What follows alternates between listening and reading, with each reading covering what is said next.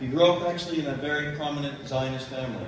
His grandfather was one of the signers of the Israeli Declaration of Independence in 1948, and his father fought in the 1948 war and served as a general in the war of 1967. Later, after his father's investigation of some Israeli war crimes in 1967, his father became disillusioned with the Israeli occupation of the West Bank and other territories, and started working as a peace activist. And at one point, he condemned Israel for illegally seizing the West Bank and Gaza, calling it a cynical campaign of territorial expansion. Miko Peled followed in his father's footsteps at first and joined the military, and joined an elite unit within the Israeli military, earning the Red Beret. But soon after achieving that, he regretted his decision and surrendered his status soon after earning it.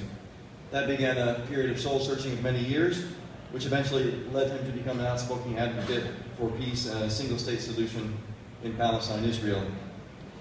Mr. Peled's journey and how he moved from being from a prominent Zionist family to being a peace activist, international peace activist, is documented in his book, The General's Son, Journey of an Israeli in Palestine. And we're selling copies of it at the entrance. If you'd like to get a copy, we're selling for $25. And Mr. Peled has said he'd be happy to autograph it and personalize it if you'd like before he leaves here tonight. So ladies and gentlemen, please join me in welcoming Mr. Miko Peled.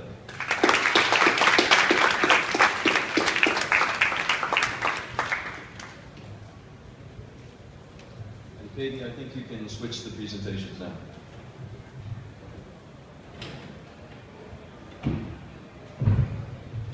Good evening, thank you Tom, and thank you all for being here tonight. And thank you for MESA, and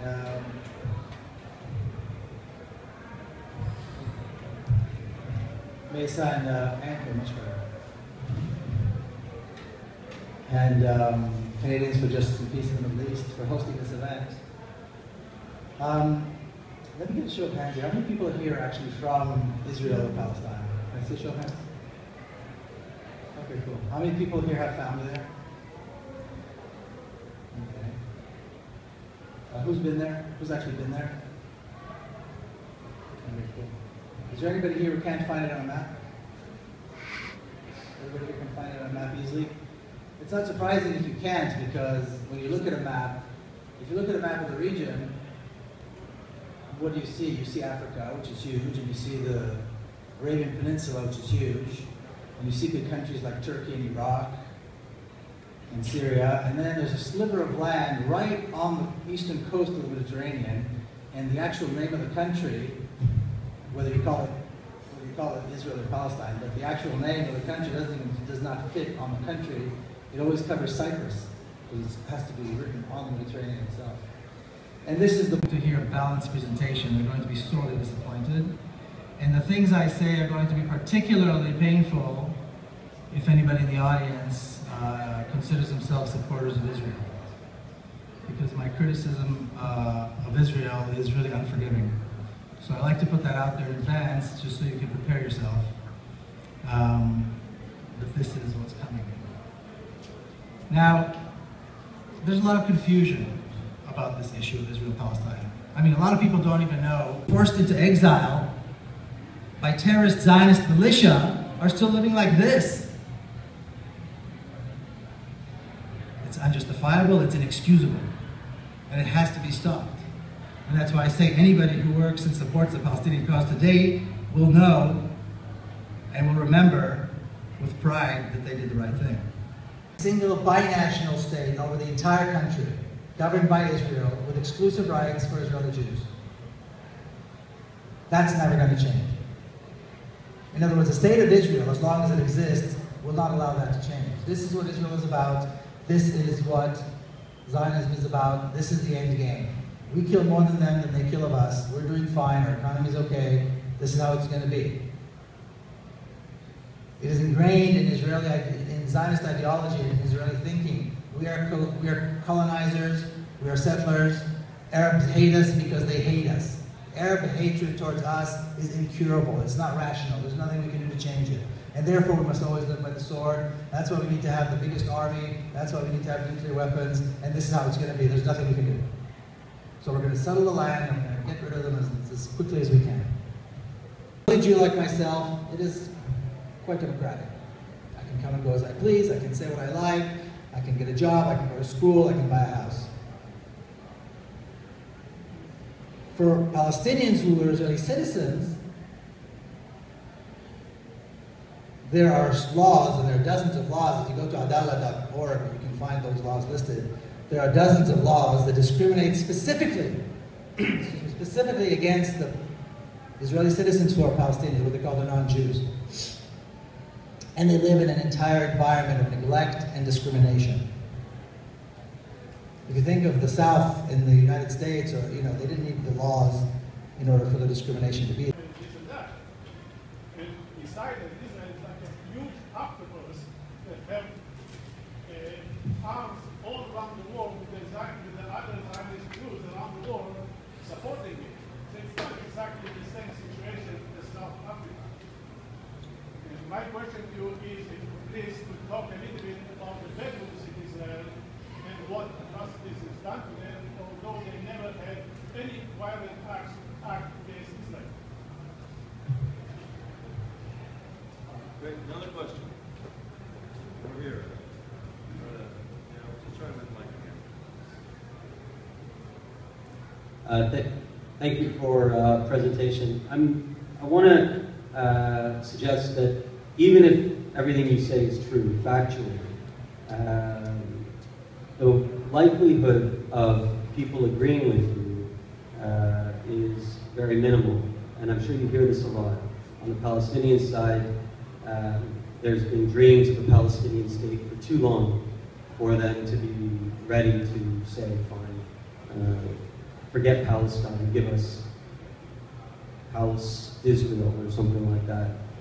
And this is an even more intractable problem on the Jewish side, on the Israeli side, because they're sitting in a more comfortable position. And most Israelis don't believe that they need to actually give up the state as it is and form a state or join in citizenship with Palestinians. So if the people of the region itself don't believe that this is the only solution, the only way out, then why should your opinion matter? Very good. One more. Back corner there.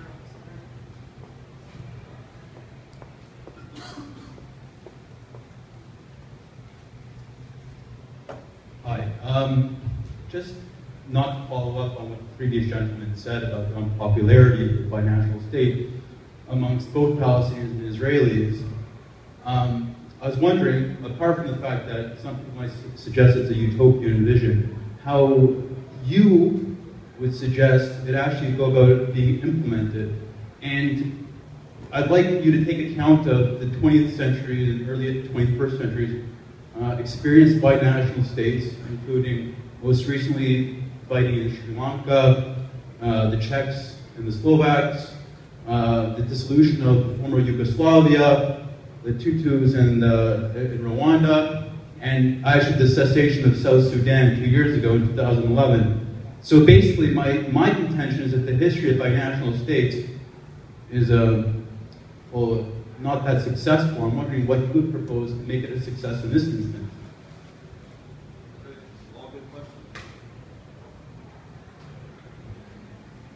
Okay.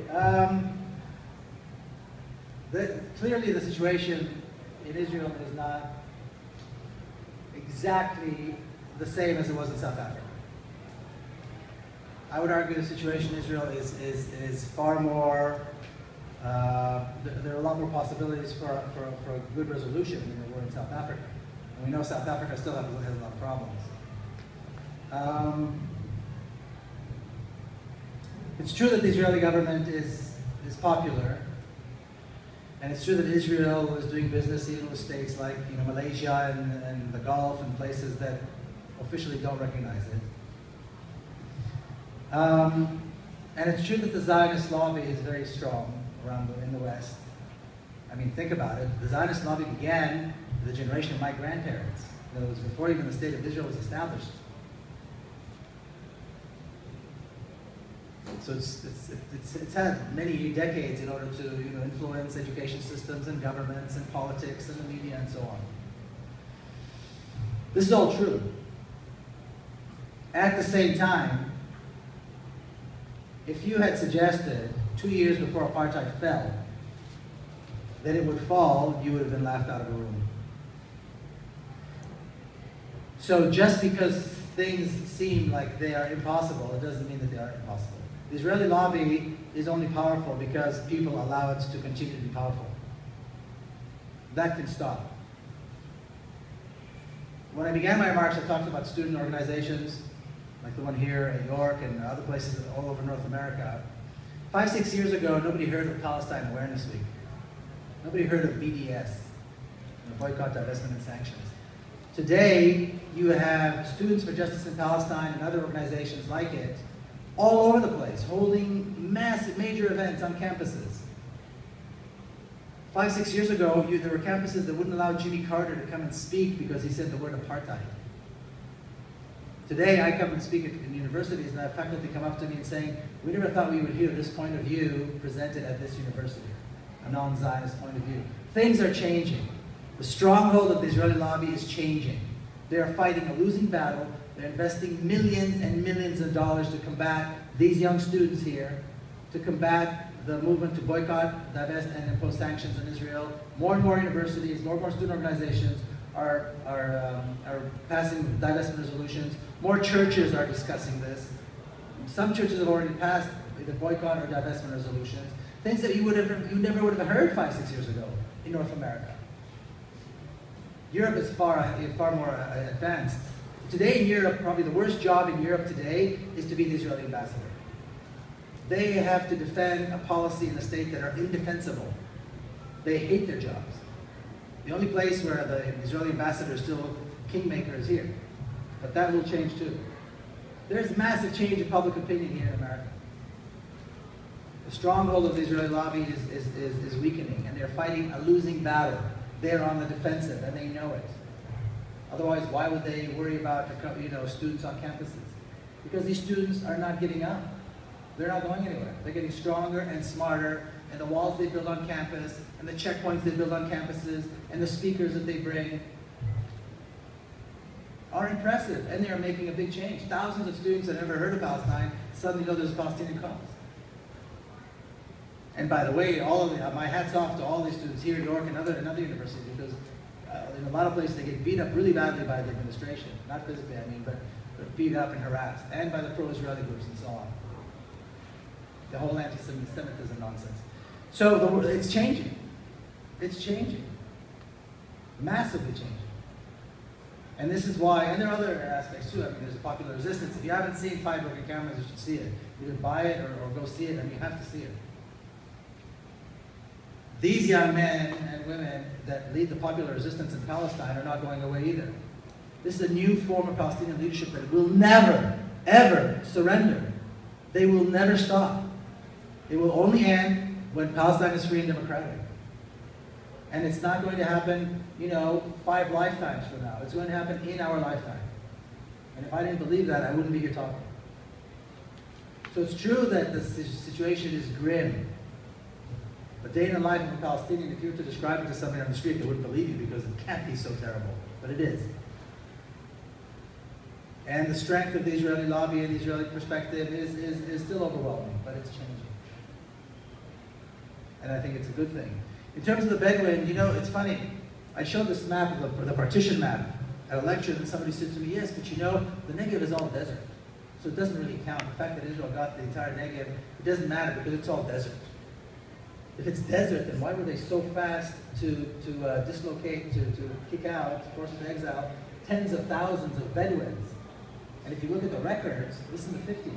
If you look at the records, they talk about acres and acres and acres of fertile land in the desert, in the Negev, which is why they wanted to get rid of the Bedouins. Now, what's interesting, some of you may have heard, there's a new plan called the Proverb Plan. It's a plan to get rid of tens of thousands of more Bedouins who live in the Negev and destroy some of their cities. Some of their cities, they have cities that are called unrecognized communities, which means they're cities that get no services. The state doesn't recognize them. So they want to come and destroy them. and they want to relocate them somewhere and take their land, of course.